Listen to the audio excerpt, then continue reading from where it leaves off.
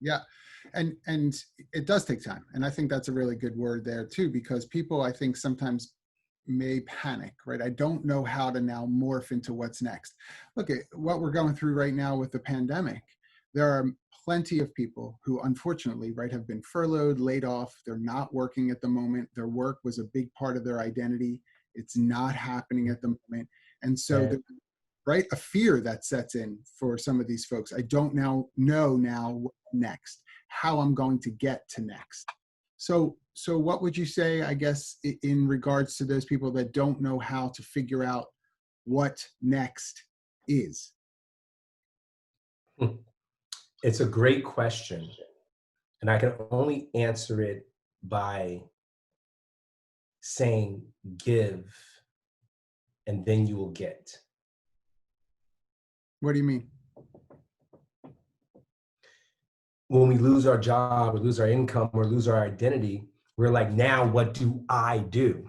Right.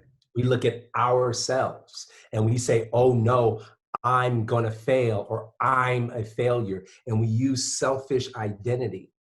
The right thing to do in that moment is to give of yourself. Because when you were high, you're at your plateau, if you will, that money's coming in, you have a high position at the office, family vacations, you were that person. You were really giving to the job and then taking all of the riches that came with it. But now that all that is gone, do you stop the giving? Yep. Someone else gave you your sense of purpose, and that was the job. Yep. Is that all you are? Give and then you'll get. Let me break it down a step further. In this moment, when you don't know what to do, then give. Get on the phone, call someone, check in on them, drop in on a neighbor, leave a fruit basket, check in on them.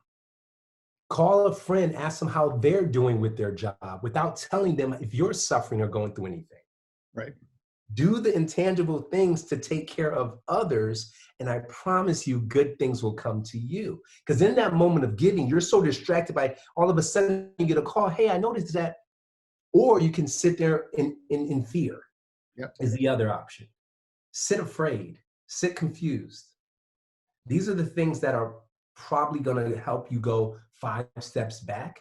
But if you want to go forward, act as if everything is where it's supposed to be and okay. Right. There are others in worse scenarios than you, but if all you see is yourself, you'll never get anything back.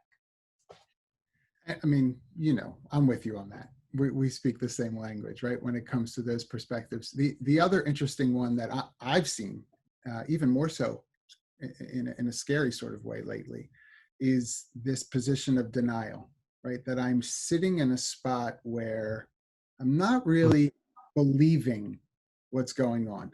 I am sure that this is all temporary and everything is going to come back to the way that it was, just as it was, as if we didn't skip a beat. Sure. Right? And I don't know that that's the healthiest perspective, of course, right, to have as well. So, there are moments, in both of us have had, right? There are moments that, we may not believe what's happening, right? And not want it to be the case, right? So how do you true up with yourself? What do you tell yourself in the mirror to sort of like, there's a come to Jesus moment. This is really what's going on. What do you do? You know what? This is the current reality. This is what this is. So what you do is you adjust and you adapt, you adjust and you adapt. So you turn that volume up on the adjustment. Okay, I can sit here and say, let me see what they're going to do, or I can do myself. Mm-hmm. And I think we all have the ability to attack the day, right? Put something within the day. So what can you do to make the proper adjustments?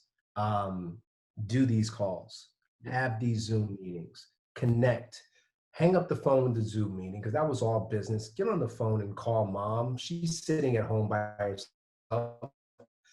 Give her a Zoom call, check in with her. You follow what I'm saying? Keep yourself busy from a communication perspective, because all it's going to do is give you something to do. I have a whiteboard here in my office. I write down my agenda, right? I write down who I need to talk to, my next client, my self-development clients, my 5G method, all my different things that I know get me focused and give me a sense of purpose. But guess what else I do? I put a time next to those things. And when there's a time there, there's an accountability that sparks up, right? And it tells me, okay, you got to be here, you got to show up for these things, what have you.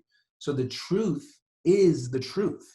We live in a world now where our offices are, our homes are our new office, right? Yep. For some of us that worked out of our homes, it's not nothing new. But I've never seen more people. I have so many friends now that have dressed up their gardens and their backyards and they made it to their havens. You know what I mean? I got friends right now who live in California. It looks like they're in Mykonos. You know what I'm saying? Their backyard is, they got the little cocktails going on. Yeah. You know, Yeah. you can adjust, you can adapt, right? And with that adjustment and that adaptation, you allow yourself some clarity and some sanity to say, although the world is like this, my world isn't over. Yeah.